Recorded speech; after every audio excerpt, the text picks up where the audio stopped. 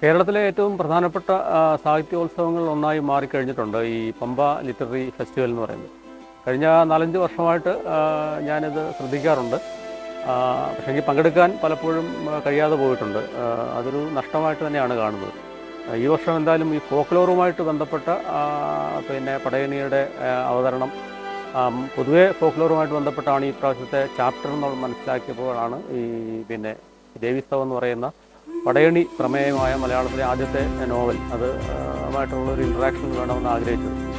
എന്തായാലും അത് ഒരു നല്ല രീതിയിലുള്ള ഒരു ചർച്ച അതിനെ സംബന്ധിച്ച് നടക്കാൻ കഴിഞ്ഞു എന്നുള്ളത് സന്തോഷം നൽകുന്ന ഒരു കാര്യമാണ്. കാരണം പടയണി എന്ന് പറയുന്നത് ഒരു നാടിൻ്റെ സ്വത്വത്തെ ആവിഷ്കരിക്കുന്ന ഒരു അനുഷ്ഠാന കല കൂടിയാണ്. അത് കേവലം ഒരു ദേവത പ്രീതിക്ക് വേണ്ടിയിട്ടുള്ള ഒരു അനുഷ്ഠാനം എന്നുള്ളതിനപ്പുറത്ത് നമ്മുടെ പ്രകൃതിയെ തിരിച്ച് കണ്ടെത്തുക, അതായത് നമുക്ക് നഷ്ടപ്പെട്ട നദീ സ്രോതസ്സുകൾ, കാർഷിക ജീവിതം ഇതെല്ലാം തിരിച്ച് കണ്ടെത്തുക, പ്രകൃതിയെ അമ്മയായി കാണുന്ന ഒരു കാഴ്ചപ്പാടിൽ നിന്നുകൊണ്ട് അത്തരം ഒരു ദർശനത്തിൽ നിന്നുകൊണ്ടാണ് ഈ നോവൽ എഴുതിയിട്ടുള്ളത്.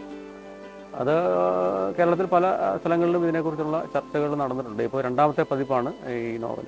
തീർച്ചയായിട്ടും സന്തോഷമുണ്ട് ഇവിടെ ഇങ്ങനൊരു ചർച്ച നടന്നതിൽ. Okay, thank you.